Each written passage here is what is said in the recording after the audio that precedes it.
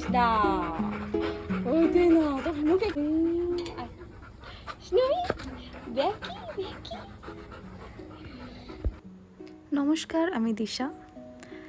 আমি একজন teacher, plus আমার অফিসেও যাই। আমি হাফ ডে করি। আমি স্কুল অর্ধেক দিন আর অফিস অর্ধেক দিন। তো গরমের ছুটি এখন পড়ে গেছে, তো স্কুলে এখন যেতে হচ্ছে না। আমি এখন অফিস থেকে ফিরলাম আর বাড়ির টুকটাক কয়েকটা কাজ শুধু সেরে রাখবো। রাত্রিবেলা কিছুই করতে হয় না, শুধু একটু ভাত বসিয়ে দিলেই হয়ে যায় আমার, আর একটু গোছ কাজ, ব্যাস।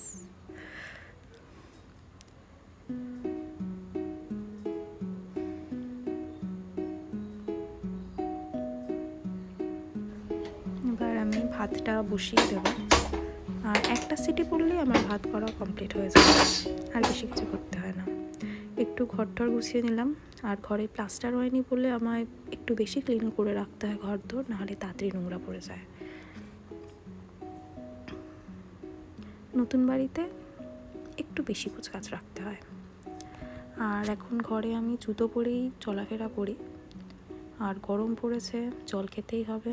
এই বোতলের আমি 3 বোতল জল খাই, আর সারাদিনে অফিসে তো জল খাই, জল ইজ মাস্ট এই গরমে। আর মুখে সানবার্ন তো হবেই, দ্যাটস নেসেসারি গরমে। আর এটা হচ্ছে কুলারের সামনেই বসে পাখার হাওয়া খাচ্ছি। আপনারা শুনলে অবাক হবেন, নর্মালি আমি পাখাই চালাই না বাড়িতে, এই এত গরমেও সবাই অবাক হয়ে যায়। আর এখন আমি বাড়ি থেকে এসে হাই ভলিউমে কুলারের হাওয়া খাচ্ছি। আর এই যে আমি টিচার, আমি আগেই বললাম।